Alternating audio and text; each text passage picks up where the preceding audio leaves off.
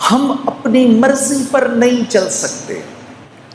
یہ وہ بات ہے جو میں آپ کو بتانے آیا ہوں، کیونکہ آپ کا ایک مقام ہے، آپ اشرف المخلوقات ہیں، آپ اپنے نفس پر نہیں چل سکتے.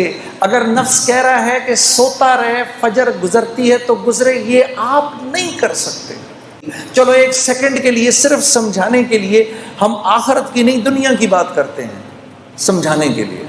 کیونکہ جب آخرت سمجھانے لگو تو پھر کیا اگلا کہتا ہے، ارے مولانا یہاں کا بتائیے، کون جیتا ہے تیری زلف کے سر ہونے تک، آخرت تو جب آئے گی تب آئے گی، دیکھا جائے گا. ابھی یہ بتائیں میں دنیا میں خوبصورت زندگی کیسے گزاروں. کل کراچی ایئرپورٹ پر جب میں یہاں آ رہا تھا تو ایک بھائی میرے پاس آ کے بیٹھ گئے.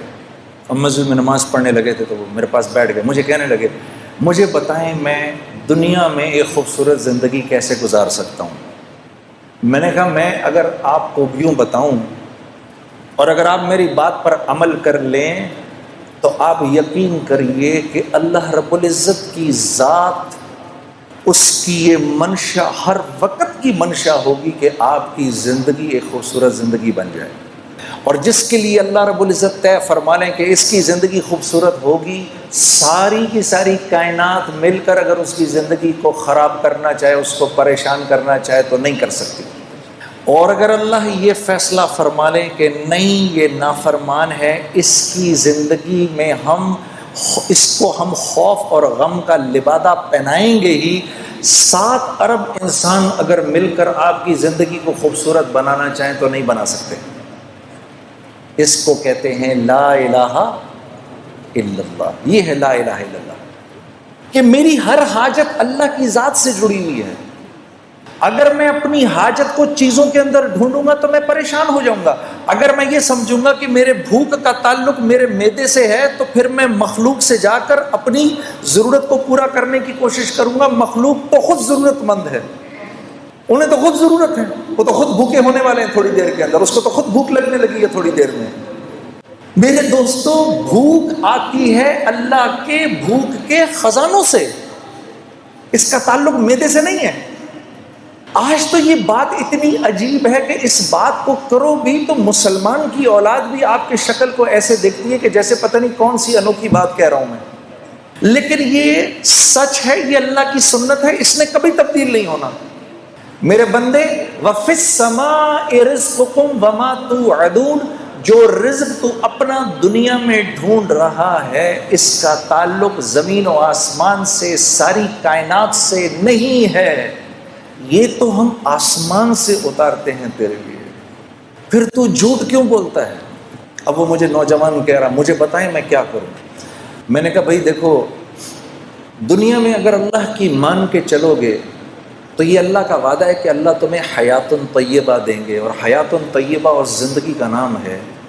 جو زندگی اللہ لمبی کر دیتے ہیں، نیک انسان کی زندگی اللہ لمبی کر دیتے ہیں، اس کی تقدیر بدل دیتے ہیں. اس کی تقدیر میں جتنے سال لکھے ہوتے ہیں، جب اس کی زندگی کے اندر اپنی فرما برداری دیکھتے ہیں تو اس کی زندگی کے سالوں کو بڑھا دیتے ہیں. آسمان سے رزق کے وہ دروازے کھولتے ہیں جو اکثر نہیں کھولتے. اس کے لیے خاص رزق اترتا ہے. اللہ اس کو لمبی زندگی دیتے ہیں، بیماری سے پاک زندگی دیتے ہیں، خوف سے پاک زندگی دیتے ہیں، غموں سے پاک زندگی دیتے ہیں اس کو. تو میں نے کہا یہ رزق جب تمہارے گھر آئے گا تو اب تم مجھے خود بتاؤ، جب یہ تمہاری اولاد کے جسم میں یہ خون میں دوڑے گا تو اولاد اللہ کی فرما بردار بنے گی کہ نافرمان؟ تو میری شکل دیکھنے لگا، پھر کہنے لگا نافرمان. میں نے کہا یہ رزق جب بیوی کے خون میں جائے گا وہ وفاداری کرے گی بے وفائی؟ کہنے لگا جی بے وفائی. تو میں نے کہا اولاد ہو نافرمان، بیوی ہو بے وفا، تو زندگی سکون میں گزر سکتی ہے؟ میں نے کہا گھر کے جو نوکر چاکر ہیں جب وہ ایک کھائیں گے تو تمہارے ساتھ وفاداری نبھائیں گے کہ بے وفائی کریں گے؟ کہا جی بے وفائی. میں نے کہا جب یہ تمہارے جسم میں جائے گا یہ نافرمانی کا رزق تو تم اللہ کی فرما برداری کرو گے نافرمانی کرو گے؟ رات کو تہجد کے لیے اٹھو گے کیا پھر تم؟ رات کو تہجد کی نماز پڑھو گے کہ فلم دیکھو گے؟ کہتا جی میں پوری بات سمجھ گیا، میں پوری بات سمجھ گیا. فَأَلْهَمَهَا فُجُورَهَا وَتَقْوَاهَا. میں نے اس کو اٹھ کے گلے لگایا. میں نے کہا اگر تو نے دل میں اس بات کا عزم بھی کر لیا ہے کہ آج کے بعد میں اللہ کی فرما برداری کروں گا تو خدا را بیٹھ کے میرے لیے دعا کر، اللہ مجھے بھی معاف کر دے، کہ اس وقت اللہ کی رحمت نے تجھے ایسے گھیرا ہوا ہے کہ اگر اس بارش کے تھوڑے سے چھینٹے مجھ پر بھی پڑ گئے تو میں بھی نکل جاؤں گا۔